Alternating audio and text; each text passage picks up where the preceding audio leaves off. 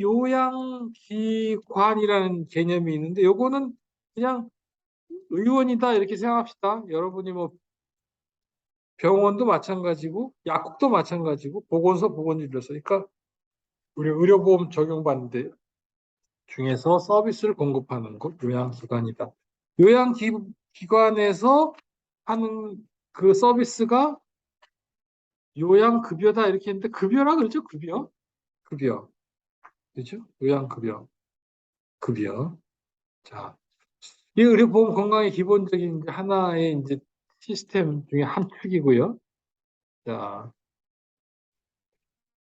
그 다음에 있는 게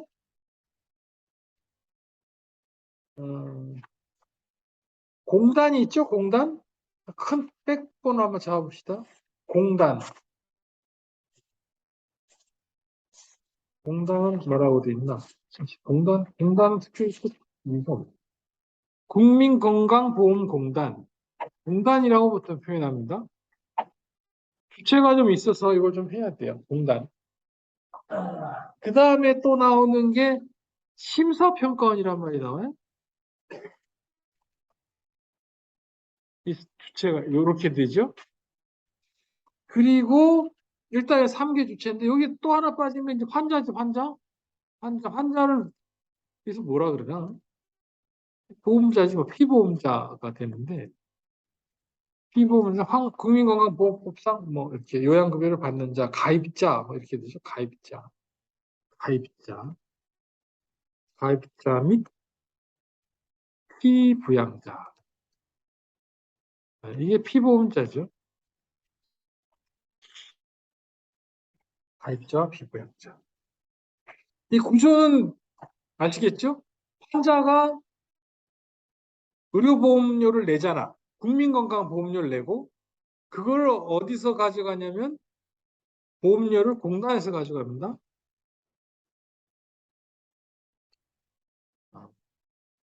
공단은 보험료를 받고 지급합니다. 지급. 요양급 기관은 요양급여를 하고 심사평가는 뭐 하는데? 심사하는데 심사. 적정성을 심사해서 지급 여부를 결정한다. 그러니까 사실은 요양기관 공단 환자만 있으면 돼요. 근데 심사평가원을 하나 만든 거지.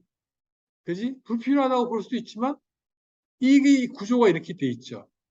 강제보험이니까 우리가 사회보장제도의 강제보험이니까 요양기관 측에서도 공단이 일방적으로 심사 줄지 안 줄지 결정하면 좀 부당하다 이런 어필을 했겠죠. 구조적으로 심사평가는 불리해 놨는데 심사평가원이 누구 돈으로 과연 돌아가느냐 이게 한참 문제가 많았죠. 근데 이제 공단에서 결국 그 비용을 다 낸다는 거예요. 결국 그래서 결국 심사평가원이 중립적으로 심사할 수 있겠느냐, 뭐 이런 또 비판도 있고 이렇게 되는 거죠. 평가. 그러면 여기서 요양급여를 하면 지급 청구를 하겠죠? 그죠? 심사평가원에 지급 여부를 심사평가원에 하겠지? 지급 청구를 하겠죠? 지급 요청을 한다든지 뭐 마찬가지.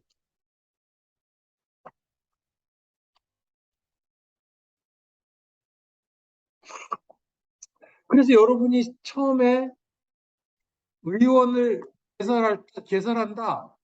실질적으로 이건 이제 의원 개설을 한다. 내가 의료기관을 개설한다. 그러면 뭘 해야 돼? 3종 세트래, 3종 세트. 여기서 우리 의료법에서 나오면은 뭐 보건소에 신고합니다. 요까지만 나오잖아. 우리 법에 또 나오지. 요양기관 신고를 해야 됩니다.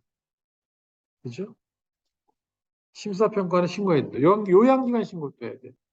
심평원에 요양기관 신고를 합니다. 심평원에서 신고를 합니다. 또 어디 신고합니까? 세무서에 신고해요. 세무서에. 사업자 등록을 하고. 3종 세트를 해야 돼. 그래야 돈을 받을 수 있어. 돈이 그죠?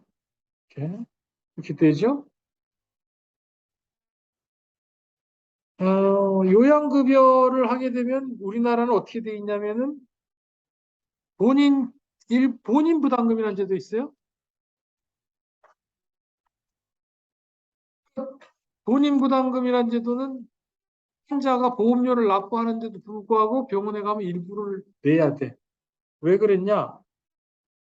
본인 부담금을 좀 해야 병원을 남용하지 않을 거다. 이렇게 이제 처음에 설계를 한 거죠. 다 공짜면은 하루에 100번 갈 수도 있는 거고. 근데 현실적으로 지금 본인 부담금만으로는 이 의료기관 남용이라고 할 수 있는 문제가 해결이 안 되죠. 네. 남용하는 사람들이 있다. 그래서 고민인 거죠. 여기까지 우리가 이제 제도가 돼 있고, 여기서 더 나아간 제도는 뭐, 있을 수도 있는데, 뭐, 본인에게 어떤 계정을 줘가지고 뭐 쓰게 하고 뭐 이렇게 할 수 있는데, 일단 본인 부담금. 나머지는 공단에서 받겠죠, 공단. 그러겠죠? 우리나라 제도는 이렇습니다. 그 병원은 환자를 본 다음에 환자한테 30% 받고 70%를 공단에 청구해서 받는다. 이게 우리나라 제도죠. 또 다른 나라는 또 다릅니다. 그건 예방학에서도 배웠을 것 같아서 내가 설명 안 드릴게요. 우리나라하고 유사하다는 프랑스는 지급제도가 다르죠? 알아요? 어떻게 달라? 프랑스는 어떻게? 우리 나한테 질문 두 번 한 유승민 학생. 응? 맞지? 이름이 유성민 맞지? 윤성민 학생. 질문 두 번 했으니까 답해봐. 프랑스는 어떻게 달라? 다 아는 것처럼 방금 끄떡끄떡해서 내가 넘어가려고 그랬는데 물어보니까 모르면 어떡해. 프랑스 우리나라에서만 아니다. 그거는 우리나라와 다른 점이죠. 섹터가 조금 있죠. 프라이빗 섹터가. 그거 말고 여기서 지급 제도에서 프랑스에서는 환자가 다 지급하고요.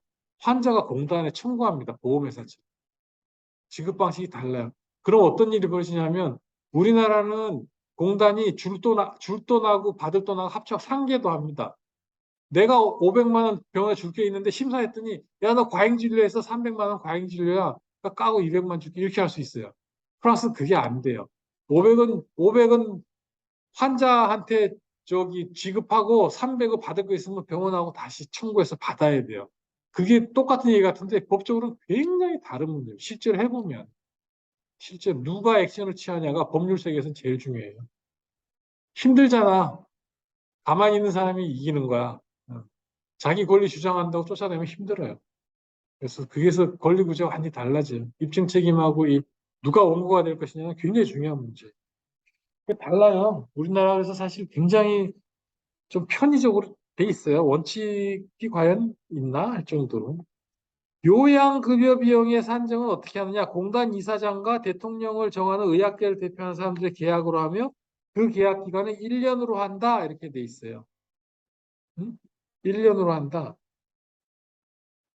매년 하죠, 그러니까. 요양급여 비용 산정. 이거는 상대가치 제도로 한다. 이것까지 배웠을 거야. 예방학에서. 상대가치로 해서 곱하기 몇. 그러니까 그 모든 행위들이 상대가치가 다 정해져 있고 올해 인상률 0. 몇 프로냐? 1%냐, 2%냐? 그럼 그걸 곱하면 그만이야. 간단해. 그것까지 쌓아주는 거야. 그 안에서 상대가치를 바꿀 수 있냐, 상대가치를 바꿀 거냐는 거는 따로 위원회를 만들어 갖고 하는데 그건 엄청나게 또 트러블이 있죠. 서로 이쪽 곳 빼면 저쪽 곳 내려야 되고 그러니까. 서로 이제 올라가려고 그러고 빼기 싫고 싸우죠. 총액을 나놓고 자꾸 그런 싸움을 시켜서 그런데 뭐 어쩔 수 없죠. 버짓이 있으니까. 그 다음에 요양비라고 하는 거는 요양급여가 아닌 경우에 그럼에도 불구하고 주는 것, 뭐 그래서 출산 비용 뭐 이런 것들 얘기가 쭉 나오고 있습니다. 그 다음에 부가급여라는 게 있네. 요양비 지급,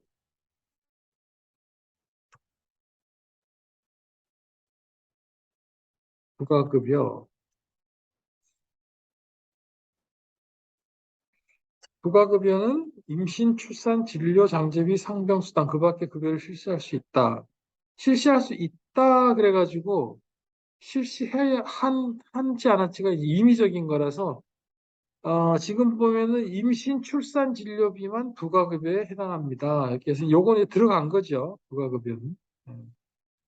요양비는 뭐 굳이 따지자면 의원은 아니고 이제 요양기관에서 할 수 없을 때 집에서 애를 놓으면 어떻게? 집에서 애를 놓으면 예를 들어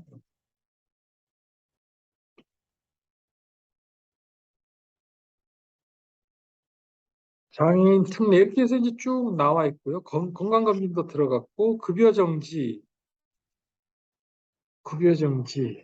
나는 아직도 급여정지는 잘 어떻게 되는지 모르겠어요. 뭐가 차이가 있지? 급여정지를 하면 그 다음에는 급여정지된 상황에서 그 부분별로 다시 계약을 하게 돼 있거든요. 그러니까 어, 현역으로 군대에 갔다 그러면은 이제 국민건강보험에서 빠져가지고 군인이 되는 신분이니까 군인은 이제 다르게 이제 군인 국방부 장관이 이제 공단하고 계약을 맺어가지고 이제 그 보험을 하게 하는 거죠. 그래서 이렇게 됐지 한때 군인이 군대에서 치료받는 건 괜찮은데 군인이 휴가를 받아가지고 집에 와가지고 일반 병원을 가면 휴가 중이니까 군인 그것도 안 되고 일반은 국민건강보험은 끊어져 있고 그래갖고 이게 또 의료 사각지대 생겨요. 그래서 이제 또 그것도 뭐 휴가 또 해준다 이렇게 또 바뀐 거죠. 그건 뭐 국방부 쪽에서 해주는 거로 되겠지. 잘 모르겠어요. 그다음에 이제 교도소도 그래. 교도소 법무부 소관인데 교도소도 이게 건강보험료 납부 안 하고 이제 정지가 되니까 그러면은 교도소에 있는 사람 아프면은 그러면 다 일반 가냐? 이것도 사실 문제가 있죠. 법무부에서 그래서 이제 계약을 맺는데 제가 이 속사정은 잘 모르겠어요. 되긴 되는데 분명히 예산 제약이 있을 거예요. 예산 제약이 있어서 어떤 사람이 다 써버리면 어떡할 건가. 국외 체류하는 경우.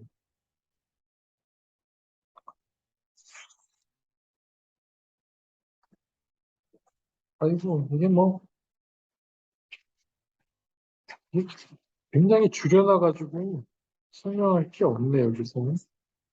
어,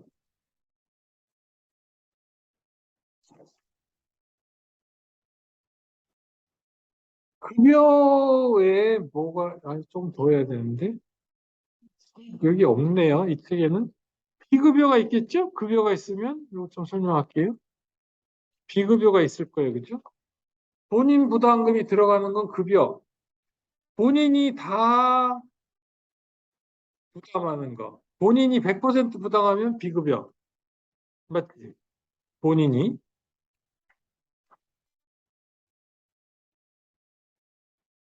이렇게 돼 있는데 이 비급여는 본인이 100% 부담하면서도 어, 법으로 정합니다. 법정 비급여.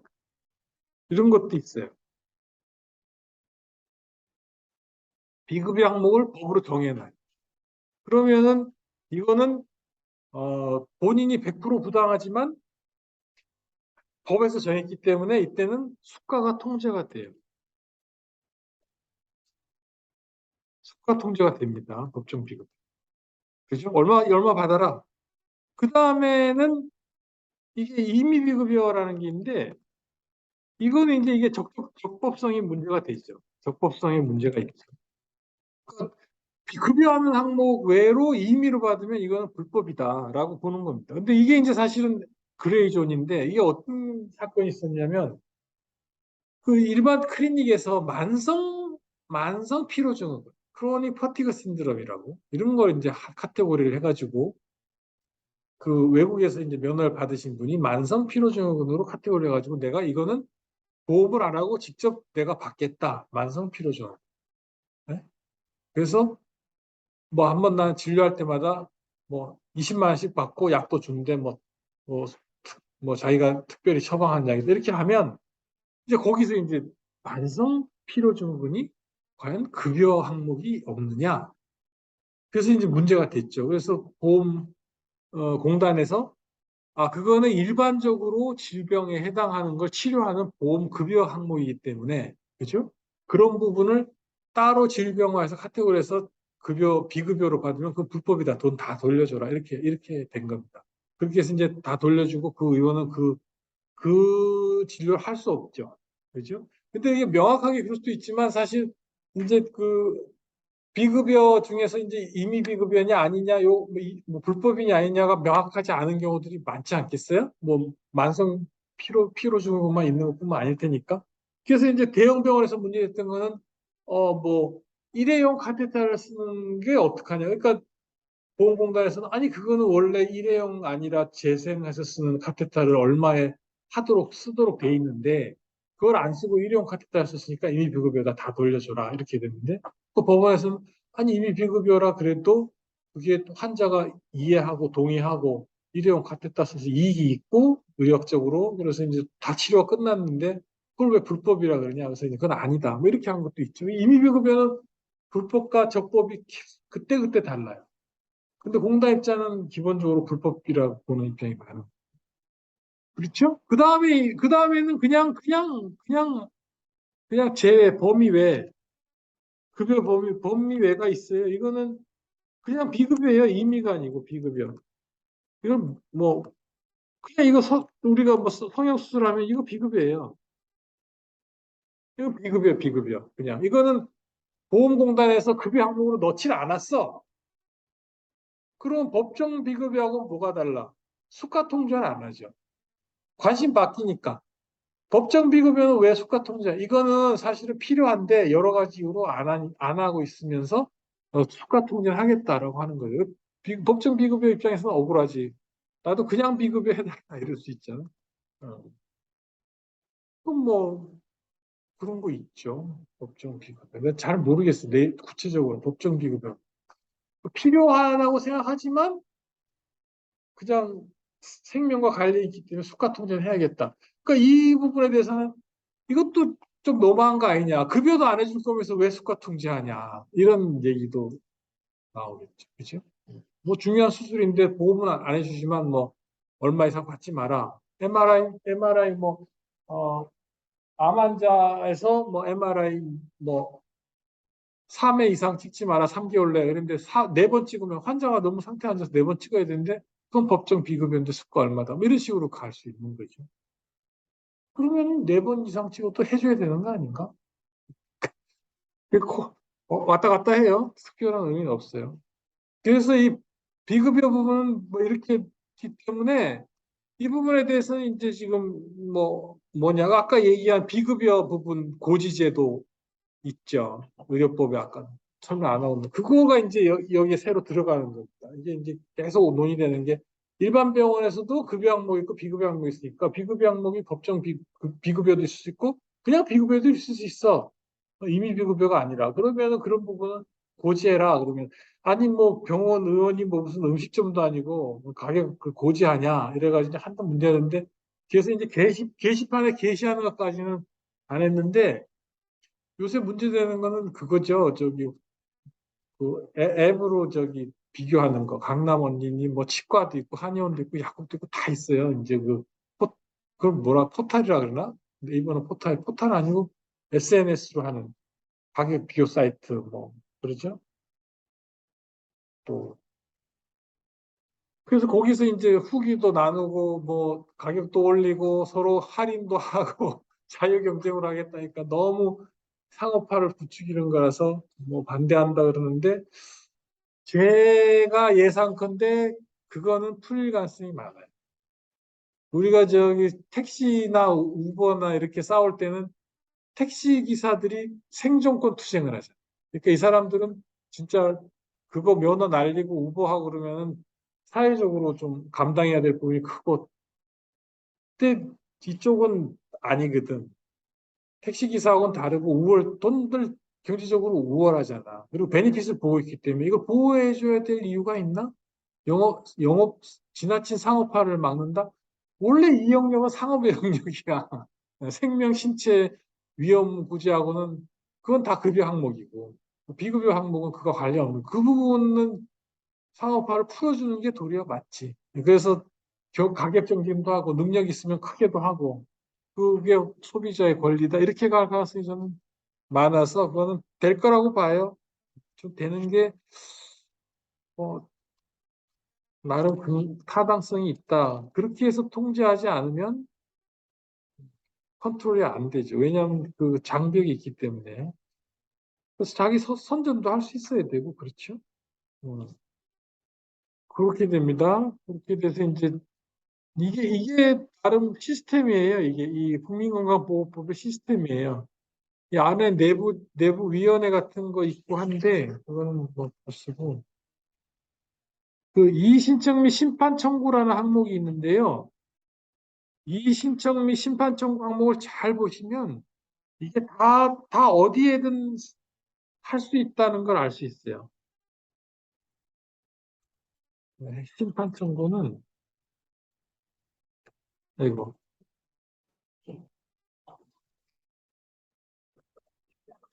심판 청구가 이 가입자가 뭔가 이의가 있을 때 공단에 이의 신청을 할 수 있다 그랬죠?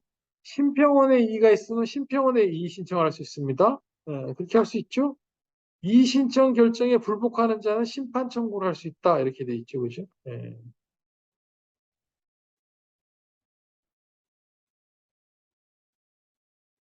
그러면 심판 청구 안 하면 소송 못 하나요? 소송할 수 있습니다. 행정소송. 그래서 행정소송으로 가면 공단 또는 심평원의 처분에 의의가 있는 자와 심판 청구의 결정에 불복하는 자는 행정소송을 제기할 수 있다. 이렇게 되어 있습니다. 이제 아시겠죠? 앞으로 쭉 거쳐가지고 행정소송까지 갈 수 있다. 근데 안 거치면, 여기 안 나와 있는데 안 거치면, 이 신청하고 심판 청구 안 거치면, 안 거쳐도 소송할 수 있어요, 바로. 안 나와 있는데, 이게 이제 일반적인 큰 원칙입니다. 반드시 내부적인 구제 절차를 다 거치라고 할 수 없어요. 법원에 가는 권리를 그렇게 제한할 수 없다는 겁니다. 행정소송하시면 바로 가면 돼요. 근데 그러진 않겠지. 귀찮으니까 이제 여기서 먼저 이의신청 하고 있죠. 근데 뭐 같은 사항이 여러 번 쌓여가지고 귀찮으면 행정소송 바로 하면 되죠. 이의신청 해봐야 안 받아줄 텐데 굳이 가야 되나? 뭐 이렇게 되는 거죠. 어, 30분 됐고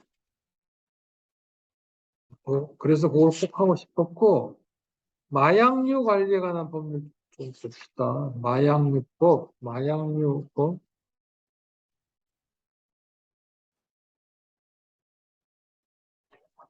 마약류 관리법. 제가 전 시간에 얘기했는데, 마약류에는 마약, 향료식성의약품, 대마가 있습니다. 그죠? 과거에는 마약관리법, 대마관리법, 향료식성의약품관리법 세 개가 있다가 합치면서 마약류라고 했어요. 그래서 내용이 다 들어가 있기 때문에 마약류라고 해가지고 한꺼번에 규정할 때도 있고, 마약, 향기성 의약품. 대만은 마약하고 거의 같이 봅니다. 대만은. 그 다음에 향기성 의약품은 마약하고 다르게 봐요. 그래서 보관 방법 다르고 좀 약하죠. 향기성 의약품은 자주 쓰는 거니까. 그렇게 해서 뭐 내용이 달라진다.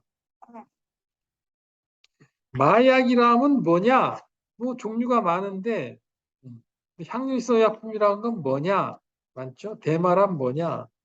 쭉 있습니다. 시험 문제 나오는 건 뭐 한외 마약, 마약은 마약이나 특별하게 좀 이 제외할 것이 있다. 그래서 한외 마약.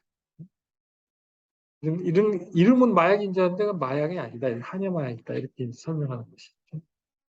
마약류에서 마약은 양귀비, 아편, 코카 합성되는 것 이렇게 했어요. 향유의약품은 쭉 암페타민, 부포테닌 뭐 쭉 있네요. 대마. 이게 저기 표가 있죠. 표가 있어가지고 왔다 갔다 하죠. 왜냐하면 마약이 중하니까 엄격하잖아요. 그래서 프로포폴이 마약이 됐죠. 마약이 아니었다가 이런 식으로 바뀝니다. 프로포폴이 수면 마취제인데 마약으로 관리한다든지 관리 필요성에 따라서 이렇게 올라가죠. 바뀝니다. 어, 마약류 취급자라는 게 있는데, 마약류 취급자. 여기서 의사가 있어요. 의사. 마약류 취급 의료업자. 의료업자라는 말. 응? 여기 얘기했듯이 치과 있는데 수의사까지 수의사. 수의사도 해당한다. 의료업자. 그 다음에 또 뭐가 있냐면 마약류 관리자라는 게 있어요. 요거 이제 관리자가 뭘까, 관리자? 관리자는 약사입니다, 약사. 약사. 그 약사가 의료법에 따른 의료기관에 종사하는 약사로서 관리한다. 그래서 의료기관이 마약류 취급자가 되는데, 그죠? 마약 취급자가 되는데, 의료기관에서 마약류 취급을 할 때 일정 규모 이상이면 마약류 관리자, 약사를 고용해야 돼요. 약사를. 약사를. 그게 지금, 지금 마약류 관리자가 몇 명 이상이면 마약류 취급 의료업자가 몇 명 이상이면 의료기관에 마약류 관리자를 둬야 되느냐? 이게 네명입니다. 4명. 그러니까 의원 개념이 아니고 명수로 개념. 그러니까 의원 내에서 의사가 4명 있으면 약사 1명을 고용해야 돼. 마약을 쓰려면. 그러면은 여러분이 3명이 개업하는 게 좋지. 약사, 약사 고용 안 해야 되잖아. 마약을 쓰려면. 선택의 순간이 온 겁니다. 의원에서 3명까지는 그냥 의원 하다가 4명 되면은 어느 순간 마약 쓰다가 보면 어느 순간 약사를 고용해야 된다. 그래서 이 법을 보다 보면 아, 3명까지만 가능하겠구나. 약사가 4명 있는 의료기관에서 무슨 큰 일을 할까? 또 그렇지도 않죠. 그래서 아마 3명이 아마 한계일 거예요. 개업하는 게. 마약류 관리법 때문에 아마 그런 제한이 생기는 게 있어요. 좀 우습죠, 그죠? 네, 향기성 의약품은 있을 거 아니에요. 마약류니까. 근데 4명이 개업했다고 약사를 두라 그러면 뭐 어떻게 돼? 둘 수가 없죠. 3명이 개업하죠, 3명. 모르고 4명 개업하면 문제죠. 마약류 취급자들 허가, 뭐 이런 것 좀 있고, 누구의 허가를 받고, 누구의 허가를 받고, 뭐 이런 거 있고, 수술 등의 제한, 마약류 취급 처방전 기재. 근데 그 처방전이 마약류 처방전도 2년간밖에 보존 안 해. 그 일반 처방전하고 같아. 그것도 좀 그렇지. 기껏 분리했으면 조금 더 할 줄 알았더니 2년이 똑같아. 그래서 이것도 좀 보면서 항상 좀 의아스러운 것 같아.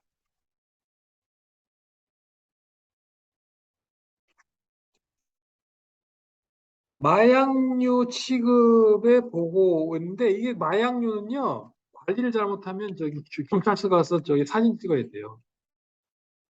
형사범이 돼가지고. 그래서 이거 마약류가 이 숫자가 맞아야 되거든요. 몇 개 들어가고 몇 개 나갔나 숫자도 다 맞고 그게 진료기록부에 사용한 흔적이 맞아야 돼. 근데 그게 안 맞고 진료기록부에 뭐 하나 썼는데 2개 썼다 그러면 진료기록 위조까지 되고 죄가 막 커져요. 막 눈덩이 보듯이 막 커져. 경찰이 와가지고 그거 한단 말이죠. 보건소에서 하긴 하는데 어, 그래서 그래서 마약류 관리자가 이제 하는 거죠.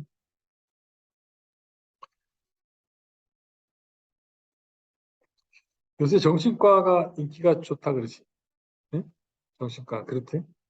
정신과 근데 취급하는 약이 다 이 향정신성의약품, 마약류가 거의 많기 때문에 정신과에서 이 마약류 관리 잘못해가지고 이게 허다하게 문제가 발생합니다. 여러분은 내가 잘하면 되지 생각하지만 병원 내 직원이 한두 명이에요. 여러분이 병원에서 알약 세진 않잖아. 처방은 내고 의약분업에 예외 조항에 정신과 질환이 있어요? 있죠. 의약분업 예외 중에 정신과 약은 좀 뭔가 그렇다 그래서 빼줬단 말이에요. 그러니까 병원에서 마약류 취급하고 준단 말이죠. 직원이 하나씩 두 알씩 빼먹으면 나중에 원장님이 경찰서 가는 거.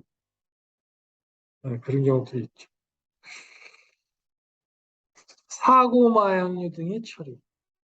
재해로 인한 상실, 분실 또는 도난, 변질, 부패 또는 파손. 그러니까 이게 사고 마약류가 이것밖에 안 돼. 중간에 하나를 비면 신고할 수도 없는 거야. 분실 또는 도난인데 이제 범인을 잡아야 되는 거야. 그렇죠? 그러니까 이거 못하니까 이제 진료 기록부에다 누구한테 중고로 보통 올리기도 하고 그러죠. 그러다가 이제 그게 한두 개면은 못 찾을 텐데 이게 많아지면 응? 뭐 받은 사람이 알고 봤더니 자기 집 식구라든지 그냥 뭐 이래가지고 문제가 되는 경우가 있죠. 재해로 인한 상실, 변질, 부패, 파손. 변질, 부패, 파손은 있어야 되니까 그거는 보여줘야 되고 실물을. 재해로 인한 상실은 재해가 있어야 되고 분실 또는 도난은 경찰에 신고를 해야 돼요. 경찰에. 그죠? 도난 신고를 해야지. 분실인지 도난 신고를 해가지고 수사기관이 수사한 다음에 그 증명서를 해줘야 그 다음에 이게 이제 되는 거니까. 허가 관청에 이제 사유 보고가 되는 거니까. 경찰서 갔다 와야 돼요, 분실 도난. 그래서 어렵습니다. 그리고, 어,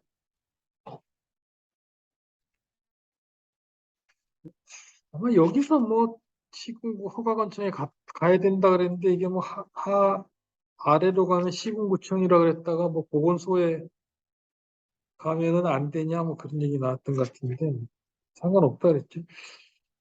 어, 그 다음에 보관, 마약류 보관 있어요, 보관. 마약류 보관에는 일단,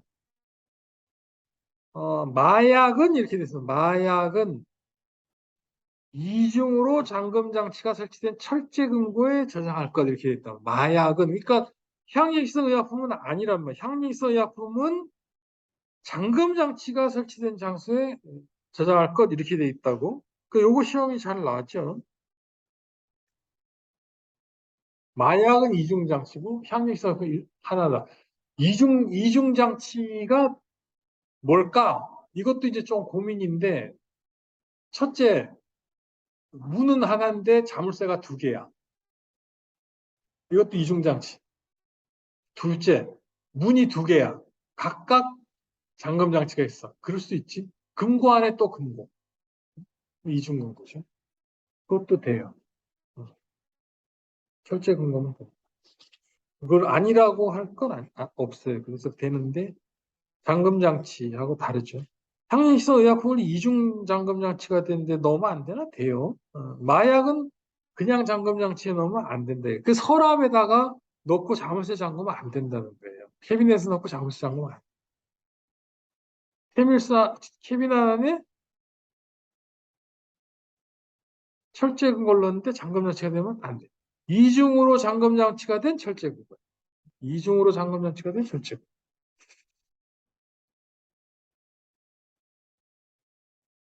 봉함 용기 뭐 있죠. 붉은색으로 표시된 표시. 독극물은 아니니까 해골 바가지는 아닌 것 같아요. 해골에다가 아니고 붉은색으로 표시하십시오. 이렇게 있습니다. 마약류가 또 급하게 넘어갔고 이제 10분 남았으니까 연명치료법 합시다. 연명치료법. 못하는 부분은 읽어보시고 제가 시간 날 때 또 했던 것도 마찬가지고 좀 더 보충해서 한번 넣어봅시다. 뭐 질문 있다든지 그러면 구체적인 거 해봅시다.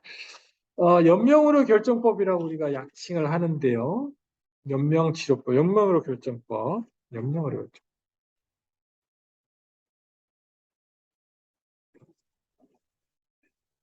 임종 과정과 임종 과정에 있는 환자, 말기 환자, 연명으로 이 정의가 있는데 이게 제일 중요합니다. 이거 아마 이게 뭐냐 이렇게 나올 수 있는데 이 법안을 만드는데 관여했던 사람으로서 참 안타까움이 있죠. 이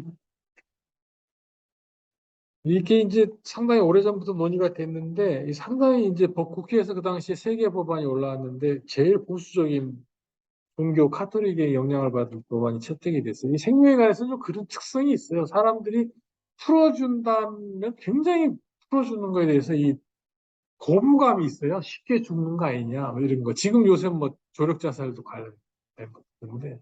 그러니까 사회적으로 그거 노력을 해가지고 이 문턱을 없애야 되니까 뭐 방법은 없죠. 임종 과정은 어떤 거냐면 여러분 호프리스 디스차지라고 생각하면 돼요. 호프리스 디스차지. 그래서 우리가 사망이 임박하다는 말을 넣었어요. 임펜딩 데스라는 말을 넣었습니다.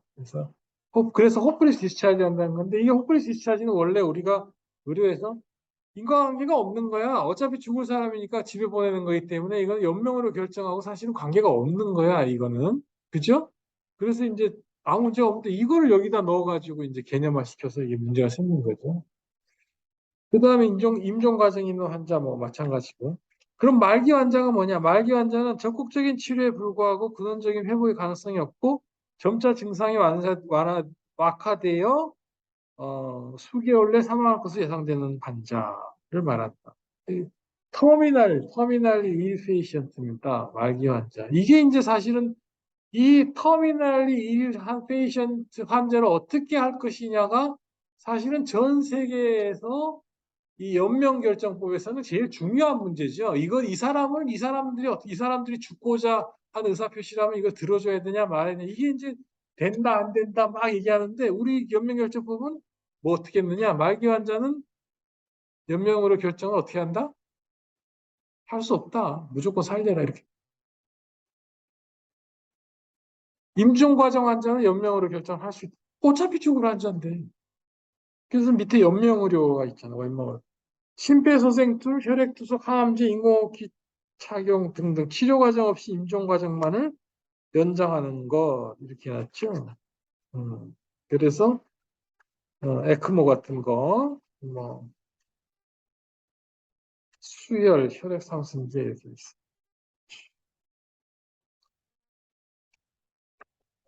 그래서 연명의료 중단 등의 결정을 뭐라 그랬어요? 여기서 이 종이에 임종 과정이 있는 환자에 대한 연명의료를 시행하거나 중단하기로 하는 결정 이렇게 했잖아요. 임종 과정이라고 했잖아. 응? 말기가 아니잖아. 말기는 그 밑에 있지. 호스피스 완화 의료.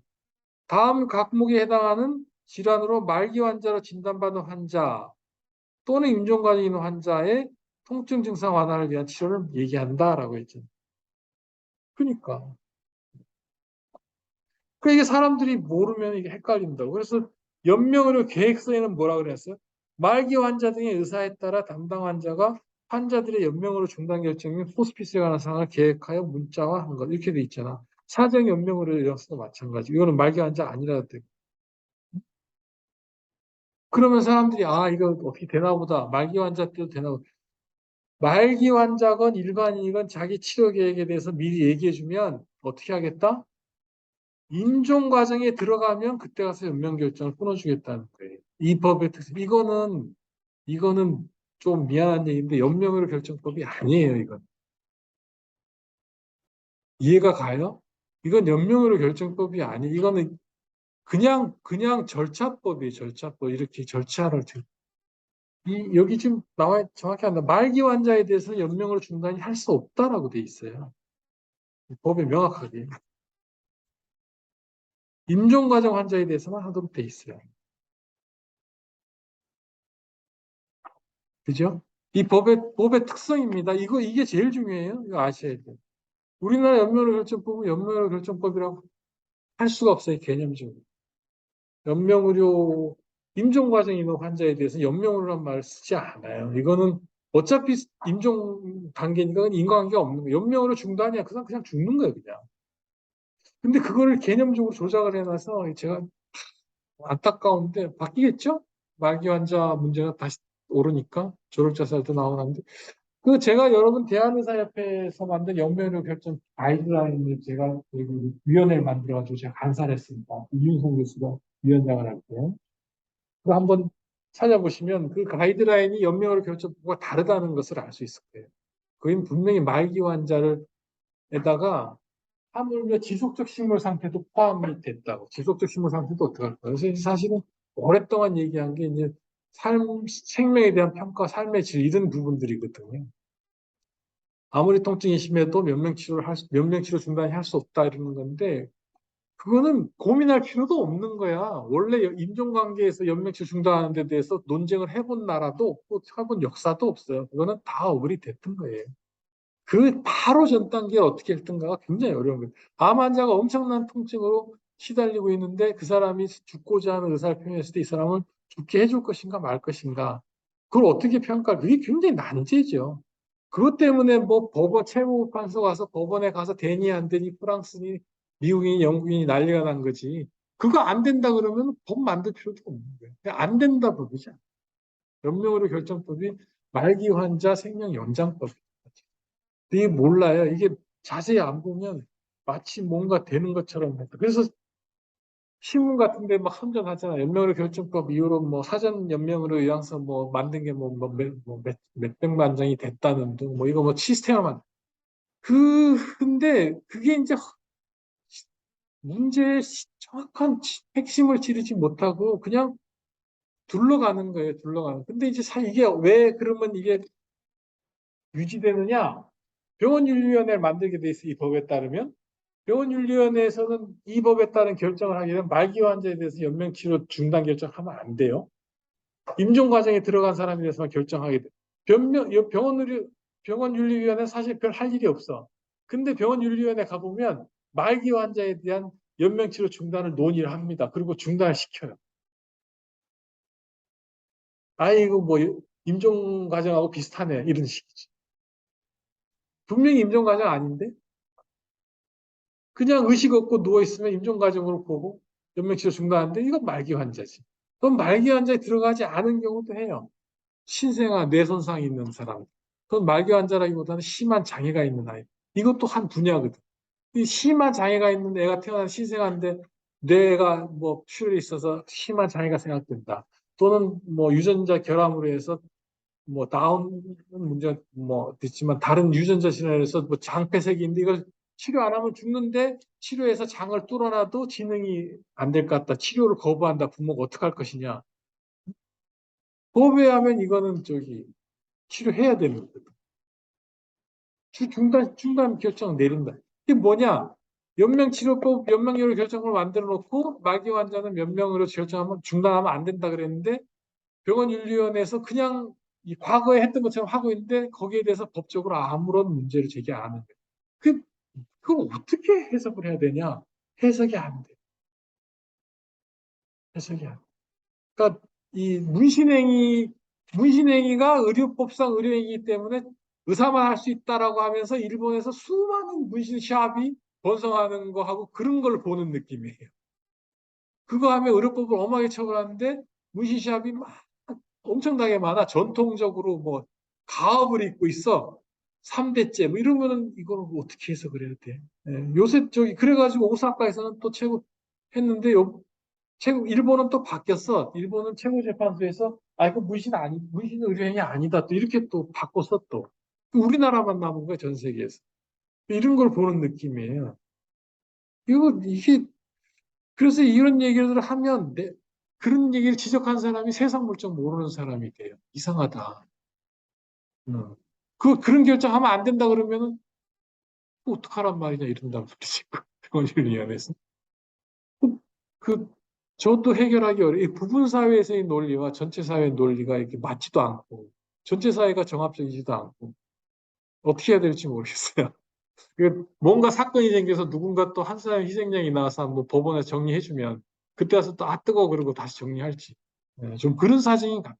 제가 연명으로 결정법 항상 그렇게 비판을 합니다. 우리나라 연명으로 결정법이 연명으로 중지를 상당히 어렵게 만든 법인데 사실은 그런데 그걸 거꾸로 선정하고 다 그렇게 얘기하는데 그게 좀 문제가 있다라는 얘기를 합니다. 제가 오피니언 거기에 저 컬럼에도 제가 그 얘기 썼어요. 문자화돼 활자화돼서 거기 나와 있어요. 네.